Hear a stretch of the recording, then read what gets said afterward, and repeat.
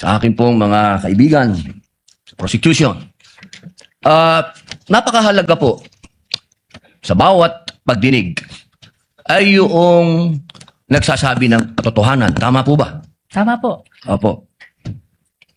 Pagka ang isang witness po ay naging halimbawa ng paiba-iba ang sinasabi, ano pong tawag dito? Di ba po kasinungalingan? This is a hypothetical question, Apo. Your Honor. You are not referring to any particular witness? Si Las Cañas po. Yung inyo pong pinakitang affidavit, Your Honor? alam niyo po, hindi pa po ako tapos, kaibigan. Alam niyo po, napakalungkot po para sa amin na marinig na meron kayong ibinigay na affidavit na nabahiran dito po sa loob ng Senado. Dito sa plenaryo ng Senado ay nabahiran ng matinding masasabi nating kasinungalingan sapagkat magkaiba ang kanyang sinabi. October 3, 2016, sinabi niya walang kinalaman ang Pangulong Rodrigo Roa Duterte. February 20, March 6, na iba na ang istorya. Ang tanong ko po, ano ang tawag sa taong paiba-iba ang sinasabi? Di ba po sinungaling? May I answer, Your Honor? Opo. Kagaya po ng aking binigyang linaw kanina at paulit-ulit na rin pong sinabi ng ating presiding officer. Pakisagot na lang po kasi yun lang po ang tanong. Tama po ba o mali na tawaging sinungaling ang taong iba-iba ang sinasabi?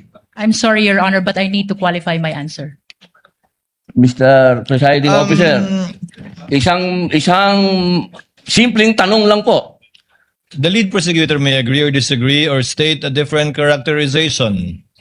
I can state a different characterization if I'm asked by the good Senator Judge. You may disagree or agree with the Your statement Honor. of the Honorable Senator Judge Padilla. Feel free to say no or yes, Counsel. Kagalang-galang ng mga senator judges at sa atin pong mga nanonood na kababayan.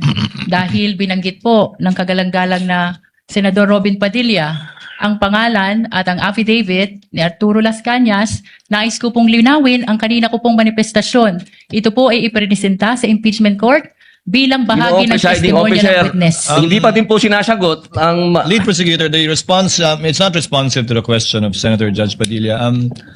Allow me to, if the good Senator Judge will allow the presiding officer, pwede ba nating sabihin, lead prosecutor, na ang testigong pabago-bago ang kanyang testimonya sa magkakaibang petsa o araw o panahon ay isang testigong hindi maaasahan? Without particular reference to Arturo Las Sa Cañas, pangkalahatan, I agree with you, Honorable Presiding Officer. Posible nagsisinungaling siya sa isa, nagsasabi ng totoo sa isa, o nagsisinungaling sa isa, nagsasabi ng totoo sa isa, hindi na natin malalaman yun.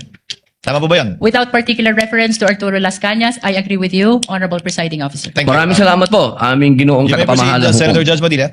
Opo. Kasi po, katulad po ng sinabi ng aming Senator Judge 10,000 hours Pampilo Lacson, napakaliwanag po ng sinabi niya.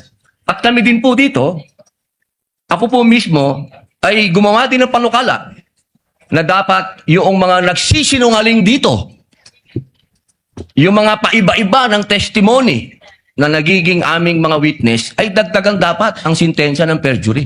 Kailangan amendahan ang batas na yan. Ngayon, bilang pakiusap po sa inyo, sa prosecution, pwede po ba na sana ay maiwasan natin ang pagbibigay ng witness na may kasong perjury? Hindi na po ito si Las Cañas. Ang sinasabi ko po ay yung dalawang mahal nating witness, si Attorney Jeremy Lotok at si NBI Agent Kalilong, na sa mga oras na ito ay may kasong hinaharap na perjury. Pwede po bang iwasan natin na may mga ganito tayong witness para ang nasasakdal po kasi dito ay ibinoto ng 32 million na tao. Sana po, aming mga mahal na kaibigan sa prosecution, isipin nating mabuti bago po tayo magbigay ng mga witness na may perjury na kaso. Nagkaroon po kami ng dahilan na gumawa ng amenda na itong perjury ay amendahan. Pwede po ba yon? Your Honor, with all due respect, I would like to take exception to the question and manifestation of the Honorable Senator Judge Robin Padilla. First of all, we were able to verify already that there are no cases pending against the prosecution witnesses. In addition, Your Honor, and only to respond to the concern of the Honorable Senator Judge Padilla, ang conviction po ay hindi ground for disqualification unless it is final and unless it is punishable by more than 1 year and that the crime constitutes moral turpitude. Alam niyo po, napakaganda po ng inyong sagot. Sana hindi one-sided ang ating persecution. Ano?